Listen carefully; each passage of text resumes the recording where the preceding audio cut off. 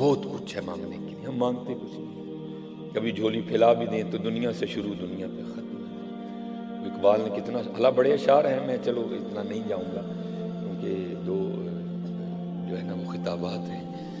تو کیا اقبال کہتے ہیں، شراب کہن پھر پلا ساقیا، وہی جام گردش میں لا ساقیا، وہ جو بایزید کو پلایا تھا، جو جنید کو پلایا تھا، شراب کہن پھر پلا ساقیا، وہی جام گردش میں لا ساقیا، تڑپنے پھڑکنے کی توفیق دے، دل مرتضیٰ سوز صدیق دے، جگر سے وہی تیر پھر پار کر، تمناؤں کو سینوں میں بیدار کر، میری ناؤ گرداب سے پار کر، یہ ثابت ہے تو اس کو سیار کر۔ مانگا کرو حضرت، مانگا ہے آج وہ مائل بکرم، اور بھی کچھ مانگا، بس کمی ہے تو ہم میں ہے۔ یہ 31 اکتوبر حضرت غازی علم الدین شہید رحمۃ اللہ تعالی، ماشاءاللہ بزرگ بیٹھے ہیں تو میں تو سبق ہی سنا رہا ہوں۔ یہ ان کے بزرگ کہتے ہیں کہ اگر کوئی شخص بے گناہ قید ہو نا، بے گناہ ظلم اس نے نہ کیا ہو، قید ہو جائے تو وہ سورہ یوسف کی تلاوت کرے، یقین پختہ رکھ کے، تو اللہ جل شانہ سورہ یوسف کی برکت سے رہائی کا اہتمام کر دیں گے۔ اگر پڑھ نہیں نہ سکتا تو کسی سے سن لے، اگر سن بھی نہیں سکتا تو پھر کسی کی ڈیوٹی لگا دے، بھائی میری طرف سے پڑھنا۔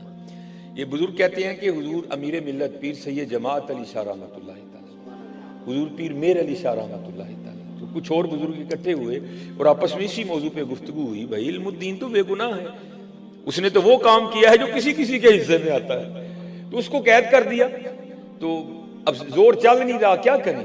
تو پھر اس طرح کرتے ہیں کہ پتہ نہیں علم الدین ناظرہ بھی پڑھے ہیں کہ نہیں پڑھے، اگر ناظرہ پڑھے بھی ہیں تو پتہ نہیں مخارج درست ہیں کہ نہیں درست، پتہ نہیں اب کسی قاری سے پڑھے ہیں یا کسی عورت سے پڑھے ہیں، تو اس طرح کرتے ہیں کہ یہ ڈیوٹی ہم اپنے ذمہ لے لیتے ہیں، اور روز جا کر نا علم الدین شہید رحمۃ اللہ تعالی علیہ کو سورہ یوسف سناتے ہیں۔ اجازت دی، یہ بزرگ آئے، سارا مدعا بیان کیا، تو علم الدین شہید رحمۃ اللہ تعالی علیہ عرض کرنے لگے، حضور اس سے چنگی کون بات ہے، ایک سید قرآن سنائے اور علم الدین سنے، حضور تلاوت شروع کریں یار۔ اب حضور امیر ملت بڑے پکے حافظ قرآن تھے، اور کئی مواقع ایسے ہیں کہ جب آپ نے ایک ہی موقع پر پورا قرآن کریم تلاوت کر دیا، اب وہ غازی علم الدین شہید رحمۃ اللہ تعالی علیہ سن رہے ہیں اور حضور امیر ملت پڑھ رہے ہیں، الف لام را تلک آیات الکتاب المبین انا انزلناه قرآنا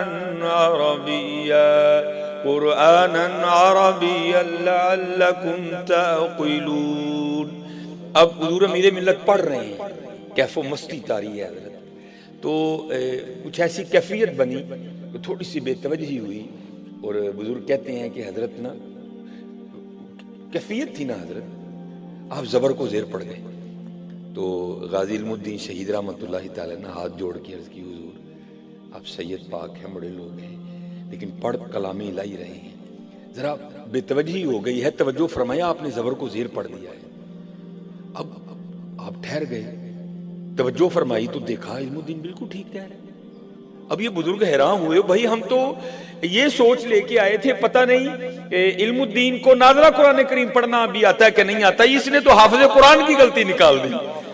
تو پوچھا علم الدین یہ کیا ہے، تو عرض کی حضور آپ نے پھٹیوں پر بیٹھ کر استادوں سے پڑھا ہے، میں نے حضور سے پڑھا ہے۔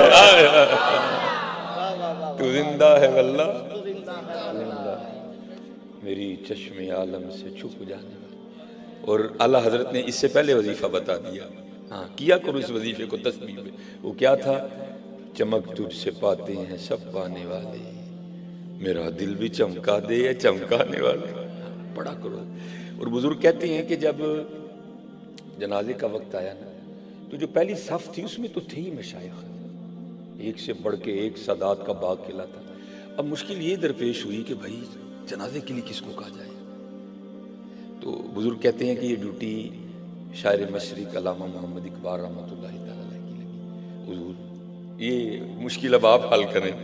تو وہاں بریلی کے تاجدار، سنیوں کے امام، الشاہ امام احمد رضا خان فاضلی بریلوی رحمۃ اللہ تعالی، آپ کے خلیفہ سید دیدار علی شاہ رحمۃ اللہ تعالی علیہ بھی موجود تھے. اب لکھا ہے کہ اقبال نے نا آپ کا دستے مبارک پکڑا اور مصلی امامت پہ کھڑا کر دیا. اب بڑے لوگ تھے حضرت، تو وہ تو اپنی نفی کرنے والے لوگ تھے حضرت. تو آپ نے پوچھا اقبال اگر عالم ہونے کی وجہ سے کھڑا کیا ہے تو دیکھ تو صحیح کتنے کتنے بڑے عالم ہیں. عرض کی حضور عالم ہونے کی وجہ سے نہیں کھڑا کیا. آپ نے فرمایا اگر سید ہونے کی وجہ سے کھڑا کیا ہے تو دیکھ تو صحیح سادات کا کتنا سونا گلشن کھلا ہے. عرض کی حضور اس وجہ سے بھی نہیں کھڑا کیا. تو پوچھا پھر کیوں کھڑا کیا؟ عرض کی حضور عالم بھی بڑے ہیں، سید بھی بڑے ہیں، لیکن بریلی کے تاجدار کے خلفاء میں سے صرف آپ ہی ہیں. اس لیے کھڑا کیا ہے کہ آپ امام اہل سنت کے خلفاء میں سے ہیں، وہ نسبت کی ہے میں نے. اب کھڑے ہو گئے. بزرگ کہتے ہیں جب آپ تکبیر کہنے لگے نا تو بے ساختہ نگاہیں پیچھے اٹھی اور آپ غش کھا کے گر گئے.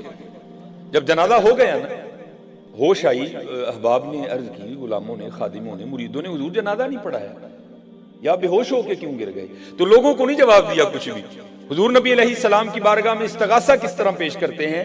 یا رسول اللہ علیہ السلام ساری عمر گزر گئی آپ کی امت کو آپ کا دین سکھاتے سکھاتے، ساری عمر گزر گئی آپ کے منبر اور مصلی شریف کی خدمت کرتے کرتے، اور کبھی ہمیں خواب میں بھی جلوہ نہیں دکھایا.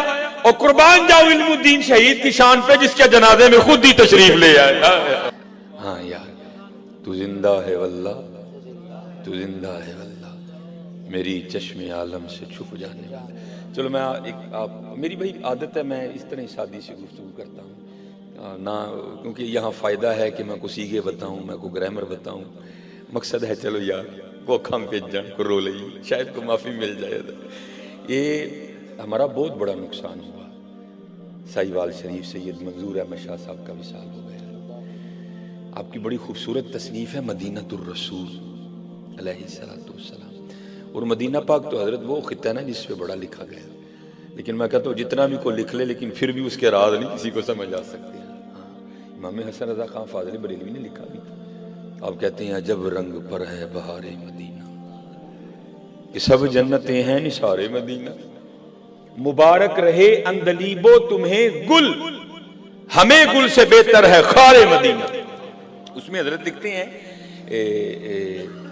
کہ حضرت نے بڑا وقت مدینہ پاک میں گزارا، اور حضرت اب لفظ بڑے سستے ہو گئے ہیں، بڑے سستے ہو گئے ہیں.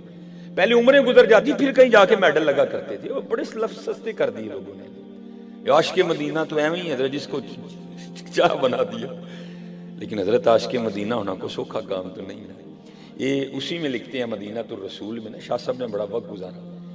آپ فرماتے ہیں مجھے کسی وجہ سے نا پاکستان آنا پڑ گیا، تو یہ غم کاٹ رہا تھا مجھے کہ پاکستان جا کے مدینہ کے بغیر کس طرح وقت گزرے گا.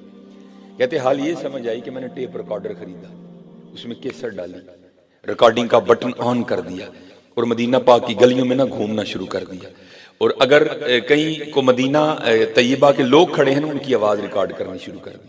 اگر کسی درخت پہ مدینہ پاک کے پرندے بول رہے ہیں تو ان کی آواز ریکارڈ کرنا شروع کر دی. اور نظریہ یہ تھا کہ جب پاکستان جاؤں گا نا تو اگر مدینہ پاک یاد آئے گا تو کیسٹ لگا کے سن لوں گا. تو آپ فرماتے ہیں کہ وہ نا ایک جگہ سے میں گزرا تو وہاں چند بچے کھیل رہے تھے حضرت، چند بچے کھیل رہے تھے فٹ بال. اور یہ تو حضرت کہیں لکھا ہی نہیں نا، نعرہ تکبیر، نعرہ رسالت، نعرہ تحقیق، نعرہ حیدری، علماء حق اہل سنت.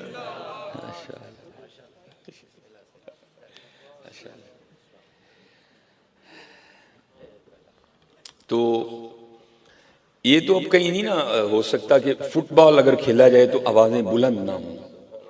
آپ فرماتے ہیں وہ بچے فٹ بال کھیل رہے تھے تو میں پاس ہی جا کے نا چٹان پہ بیٹھ گیا. اب ہاتھ میں ٹیپ ریکارڈر ہے اور آنکھوں سے آنسو جاری ہے. آپ فرماتے ہیں بچے فٹ بال بھی کھیل رہے ہیں اور مجھے بھی دیکھ رہے ہیں، یار یہ بابا ٹیپ ریکارڈر پکڑے رو کیوں رہا ہے؟